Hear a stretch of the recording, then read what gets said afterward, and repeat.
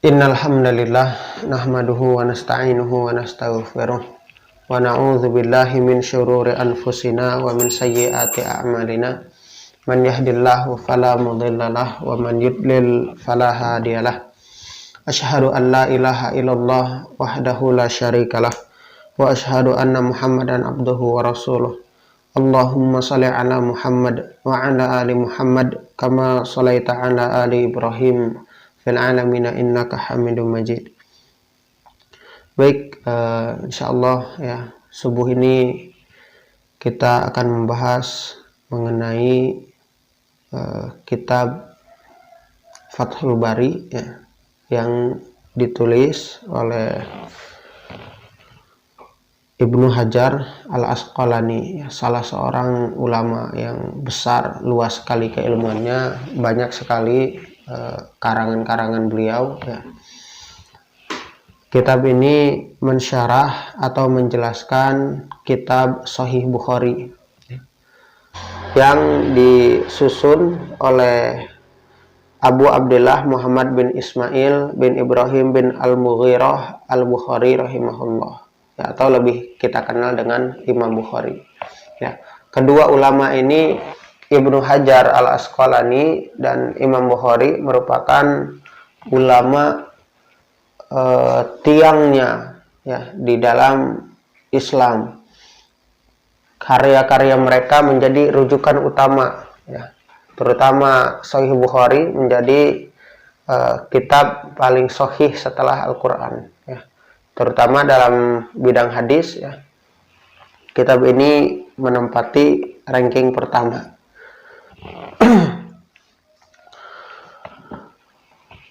Baik ya, Imam Bukhari mengatakan bismillahirrahmanirrahim, kitabu Bada'il Wahyi ya, kitab tentang permulaan turunnya wahyu. Bab yang pertama, babu kaifa kana bad'ul wahyi ila Rasulillah sallallahu alaihi wasallam wa qaulullahi jalla dzikruhu inna auhayna ilaika kama auhayna ila nuhin wan nabiyyina min ba'dih. Quran surat An-Nisa ayat yang ke-163. Baik ya, kita tidak membahas ya, banyak ya di sini, karena yang pertama tentang Ibnu Hajar ini kita sudah banyak sekali bahas, juga terhadap Imam Bukhari kita sudah sering bercerita.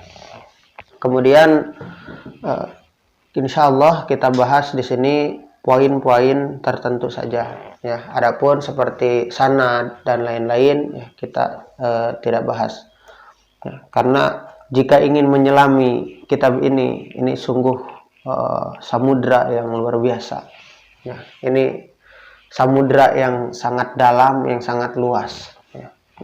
Pertemuan ini mungkin tidak akan sempat ya. Dalam pertemuan ini tidak akan selesai meskipun hanya satu bab. Ya. Inna auhayna ilaika, sesungguhnya kami telah mewahyukan kepadamu. Auhayna ila Nuhin, sebagaimana kami telah wahyukan kepada Nuh ya, wan nabiyyin, dan para nabi.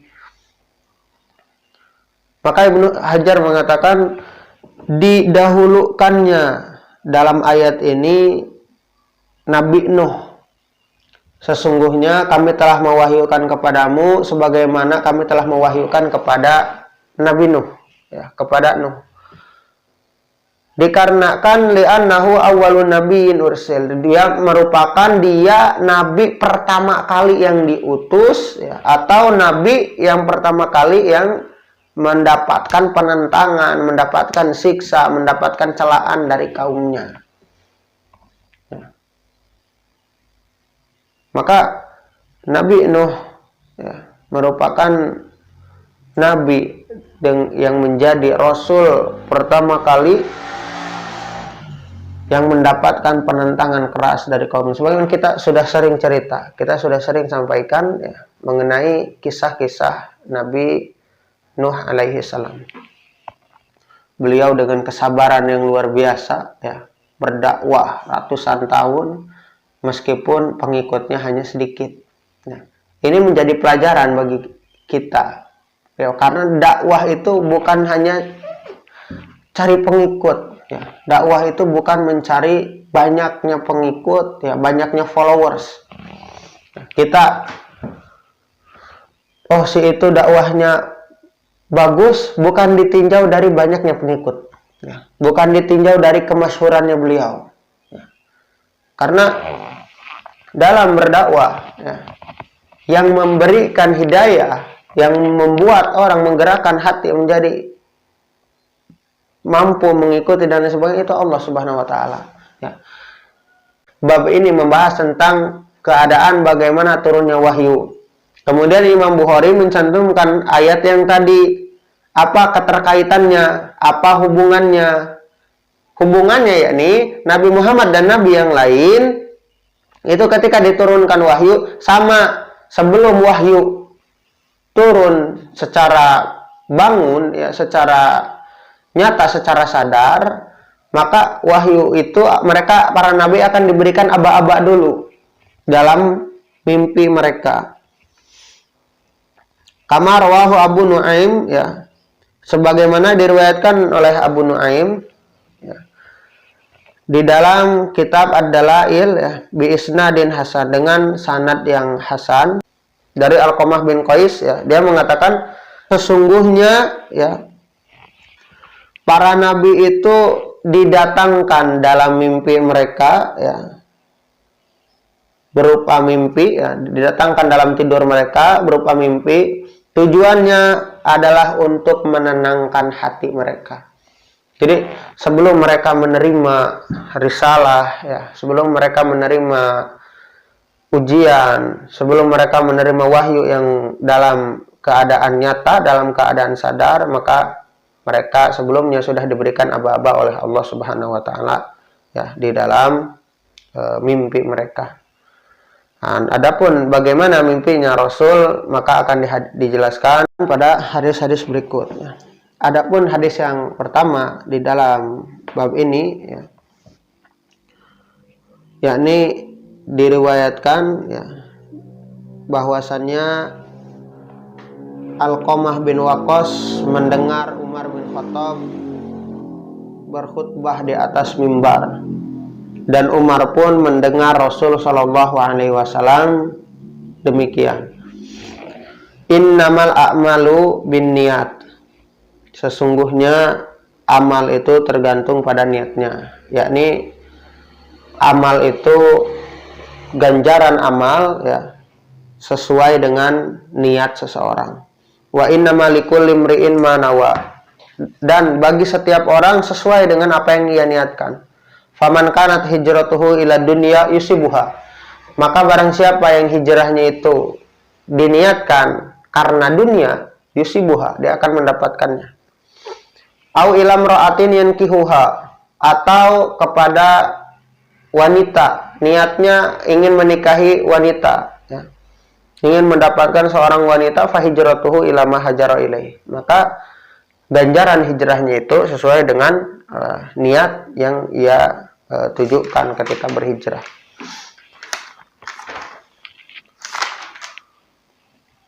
Baik, ikhwatul iman sekalian, ya. Kalimat pertama dalam hadis ini, innamal a'malu binniyat. Ya, Ibnu Hajar menjelaskan di sini, wa huwa muqabalatul jam'i bil jam'i. Ini bertemunya, berhadapannya antara bentuk kalimat yang berbentuk jamak, ya, berbentuk banyak, dengan kalimat juga yang berbentuk banyak. Amal itu bentuknya jamak, artinya banyak, amal-amal. Bentuk satunya, bentuk tunggalnya adalah amal, bentuk banyaknya amal. An-niyat ini bentuk jamak, adapun bentuk tunggalnya niatun, ya, niyah, ya. Maka apa maknanya, ya, yakni ini menjelaskan, ini sebagai isyarat bahwasannya niat itu beraneka ragam sebagaimana beraneka ragamnya amal. Kaman qasada bi amalihi wajhallah, sebagaimana orang yang bermaksud, berniat dalam amalnya, dia mengharapkan wajah Allah. atau mengharap, sekaligus juga ketika itu dia mengharapkan janjinya Allah, juga ingin menghindari agar terlindung, terbebas, terjaga dari ancamannya Allah. Ya. Antum sholat ya, ketika sholat, dalam sholat antum itu tujuannya tiga, niat antum tiga: mengharapkan wajah Allah, ya, mengharapkan janji Allah, pahala Allah di situ, pahala dari Allah Subhanahu Wa Taala. Kemudian yang ketiga, antum mengharapkan agar terhindar dari azab Allah, agar terhindar dari api neraka. Ya, adapun dalam suatu riwayat, ya, dalam riwayat lain niat itu dalam bentuk tunggal. Bukan an-niyat, tapi niatun, an-niyah, ya, dengan tak marbutah, bukan dengan tak maftuhah. Ya. Apa maknanya? Ya, ini niat itu satu, mahal tempat niat itu di dalam hati. Dan itu satu, maka bentuk niat juga satu. Meskipun berbeda amalnya berupa banyak, karena sesuai dengan zahir, dengan zahirnya. Ya. Maka niat itu satu, tempatnya satu, ada dalam hati, juga berkenaan dengan ikhlas. Ya. Ikhlas itu beres, selesai, sudah. Ya. Ikhlas hanya mengharapkan yang satu kepada Allah Subhanahu wa Ta'ala. Sekaligus juga ada pengharapan di sana. Nah, ini yang tadi disebut sebagai niat itu beraneka ragam. Memang kita ketika beribadah diniatkan untuk Allah Subhanahu wa Ta'ala. Inna sholati wa nusuki wa mahyaya wa mamati. Kita ketika beribadah diniatkan untuk Allah. Tapi selain itu juga, selain diniatkan untuk Allah, maka ada harapan di situ. Harapan apa? Mendapatkan pahala, mendapatkan ridhonya Allah. Juga harapan agar terhindar dari siksanya Allah Subhanahu wa Ta'ala. Ya. Itu ikhlas. Bagaimana cara kita agar belajar ikhlas? Caranya, coba sisipkan beramal, ya, coba lakukan, usahakan dari sekarang punya satu amalan yang tidak diketahui oleh orang. Itu mudah-mudahan bisa membantu kita untuk belajar dengan ikhlas.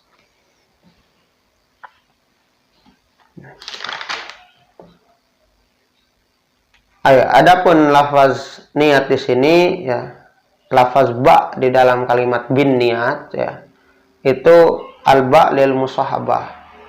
Wa yahtamilu an takuna lisababiyah. Dan ba ini juga bermakna, ya, maknanya untuk sebab. Maksudnya ketika orang beramal, ya, sebab dia beramal itu adalah niatnya. Antum ketika sholat, ya, sebabnya apa? Kenapa antum sholat? Gitu. Niatnya ingin dapat pahala. Nah, berarti niatnya ingin dapat pahala. Maksud ba di sini ba sababiyah, ba sebab, ya, menunjukkan niat itu sebab. Niat itu merupakan sebab kita melakukan satu amal. Antum saum sebabnya apa? Karena saya ingin mendapatkan pahala, ingin menjadi orang yang bertakwa, maka saya saum. Innamal a'malu binniyat. Nah, adapun terdapat perbedaan di kalangan ahli fikih di sini mengenai niat dalam ibadah. Apakah niat tersebut berkenaan dengan apakah niat tersebut merupakan rukun atau merupakan syarat? Ya. Baik, terlepas dari itu, ya, yang jelas apapun amalnya, ya, maka ganjarannya disesuaikan dengan niat seseorang. Dan Ibnu Hajar di sini menjelaskan mengenai amal, ya, amal yang dimaksud di hadis ini yakni merupakan ibadah. Ya. Maka dalam beramal ya, ketika kita beribadah maka dibutuhkan niat. Fungsi niat itu sendiri diantaranya adalah membedakan mana ibadah sunnah, mana ibadah wajib, mana ibadah, mana bukan ibadah. Ya. Ada orang yang melakukan peragaan sholat, anak kecil hanya melakukan peragaan sholat seperti ini, seperti takbiratul ihram, ya, mengangkat kedua tangan, ruku, sujud dan lain-lain, tapi belum tentu dia itu sholat. Ada orang yang saum, ya. Ada orang yang saum dia ibadah, ada juga dia saum tapi bukan ibadah. Mau dioperasi misalnya. Berbeda. Orang yang sakit kemudian mau dioperasi, dokter menganjurkan untuk tidak makan dulu, menahan makan, menahan minum. Ya. Berpahala? Tidak, karena bukan diniatkan ibadah. Ketika kita diniatkan ibadah, ya, dari malam sudah ada tujuan, oh besok saya mau saum. Nah, kemudian bangun, sahur dan lain sebagainya. Ini sudah diniatkan untuk ibadah. Nah, ini pembeda mana niat. Niat itu pembeda mana ibadah, mana bukan ibadah. Mana ibadah sunnah, mana ibadah wajib. Mana ibadah yang A dengan mana ibadah yang B. Mana ibadah yang satu dengan mana ibadah yang lain. Sholat zuhur dengan sholat asar sama-sama 4 rakaat. Mana pembeda antara zuhur dan asar adalah ada di niat. Ya. Itu diantara fungsi niat. Adapun setiap orang, wa inna malikul imri'in manawa, setiap orang itu akan diganjar, ya, akan mendapatkan sesuai dengan takaran niatnya. Ada orang yang ria, ketika beribadah hanya diniatkan ingin dapat pujian dari orang lain, ingin dilihat, ingin dilirik oleh orang lain, ya. Maka dia akan mendapatkan itu meskipun tidak kekal, tidak lama. Adapun pahalanya maka dia tidak dapat, ya. Maka dia tidak dapat. Ini mudah-mudahan Allah Subhanahu wa taala menjaga niat kita agar senantiasa ikhlas di dalam beramal. Faman kanat hijratuhu ila dunya yusibuha. Ya. Dalam riwayat lain ila Allah wa Rasul. Ya. Adapun yang hijrahnya dikarenakan Allah, maka dia akan mendapatkan balasannya. Atau karena wanita yang akan dinikahinya. Ya. Hadis ini berkenaan dengan salah seorang yang ketika itu dia menghitbah, ya, ingin menghitbah seorang wanita, ternyata wanita tersebut hijrah ke Madinah, ya. Maka si laki ini karena ingin menikahi seorang wanita itu, dia ikut hijrah. Maka Rasul berdiri di atas mimbar, innamal a'malu binniyat wa innamal likulli imri'in ma nawa, faman kanat hijratuhu ila dunya yusibuha au ila imra'atin yankihuha fa hijratu ila ma hajara ilaih. Maka balasan niatnya, ya, maka balasan hijrahnya itu sesuai dengan apa yang ia niatkan. Ya. Dia niat hijrah itu ingin menikah, maka akan mendapatkan itu nikah, tapi pahala hijrahnya tidak. Ya. Mudah-mudahan Allah Subhanahu wa taala menjaga amal kita dari penyakit-penyakit amal, dari parasit-parasit amal, ya, seperti riya, ujub dan sum'ah, ya. Kemudian mudah-mudahan Allah senantiasa menjaga amal kita agar selalu berada di dalam keikhlasan dan diganjar oleh Allah Subhanahu wa taala sampai akhirat nanti, ya. Subhanakallahumma wa bihamdika asyhadu an la ilaha illa anta astaghfiruka wa atubu ilaik. Qul qouli hadza wa astaghfirullah li wa lakum. Wassalamualaikum warahmatullahi wabarakatuh.